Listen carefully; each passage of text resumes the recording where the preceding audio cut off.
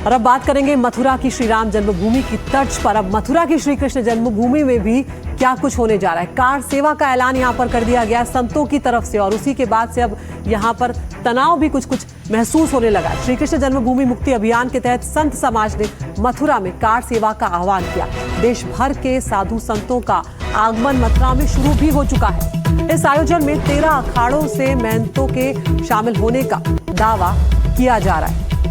तो कार सेवा का ऐलान करने वाले साधु संतों को पुलिस ने नोटिस भेजकर कार्यक्रम में शामिल नहीं होने की हिदायत यहां पर दी है। तो प्रशासन की तरफ से भी तमाम कोशिशें यहां पर की जा रही है कि स्थिति किसी भी तरह से तनावपूर्ण ना हो।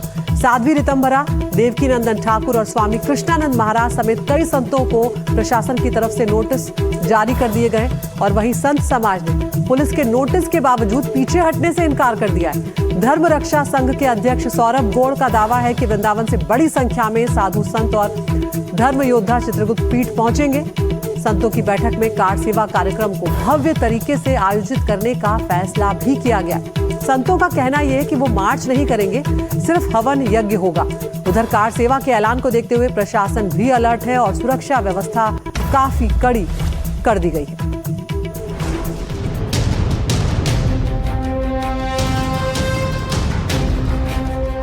ये दो तस्वीरें दो अलग अलग तारीख है, लेकिन लक्ष्य एक ही है, मंदिर का निर्माण। पहली तस्वीर है 1990 की, जब अयोध्या में राम मंदिर के लिए पहली बड़ी कार सेवा हुई। उस दौर में इंटरनेट या सोशल मीडिया नहीं था, लेकिन पर्चों, नारों और रथ यात्राओं ने देश के कोने कोने से लाखों कार सेवकों को अयोध्या में इकट्ठा कर दिया था। नारा था, मंदिर वही बनाएंगे। वही अब इतिहास फिर से खुद को दोहरा रहा है। दूसरी तस्वीर मथुरा में श्री कृष्ण जन्मभूमि पर मंदिर निर्माण के लिए कार सेवा की तैयारी की है। मथुरा के गोवर्धन में श्री चित्रगुप्त पीठ आश्रम के प्रांगण के भीतर ही कार सेवा का शुभारंभ किया जा रहा है। मथुरा में श्री कृष्ण जन्मस्थान की मुक्ति को लेकर संतों ने कार सेवा करने का ऐलान किया और तैयारियां शुरू हो गई। यज्ञ होगा, तमाम साधु संत बैठेंगे, चर्चा विमर्श होगा, और अखाड़ा परिषद की तरफ से आज इसमें करीब 13 अखाड़ा शामिल है, उसकी तरफ से जो निर्देश आएगा उसका पालन किया जाएगा। राजस्थान से पत्थर भी मंगा लिए गए। ये पत्थर उसी पहाड़ी से आ रहे हैं जहां से अयोध्या राम मंदिर के पत्थर आए हैं। मंदिर निर्माण के संकल्प के साथ 5000 मीट्रिक टन गुलाबी पत्थरों का ऑर्डर दिया गया है। ये जो मंदिर निर्माण है उसको लेकर जो है, जो पत्थर है, उन पत्थरों का आना शुरू हो गया है कि जिन पत्थरों से मंदिर का निर्माण होगा।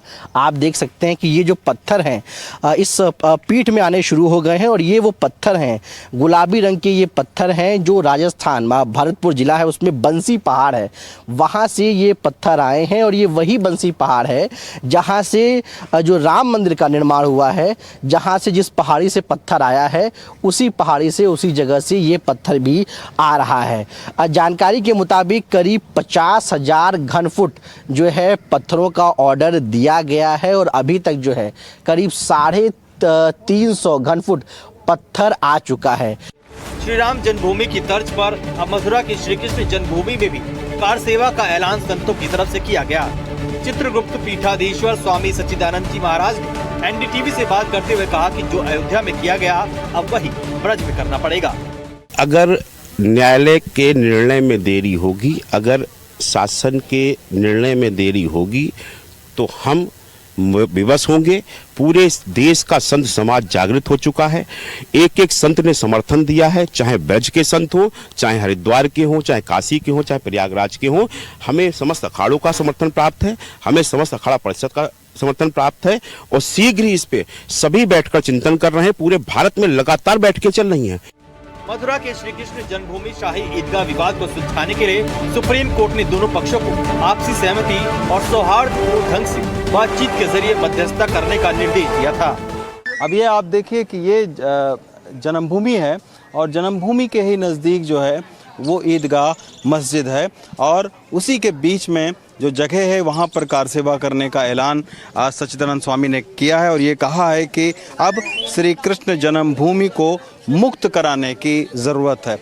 12 अगस्त को सुप्रीम कोर्ट के जज अपनी पीठ में बैठेंगे और दोनों पक्षों की याचिकाओं की समीक्षा करेंगे।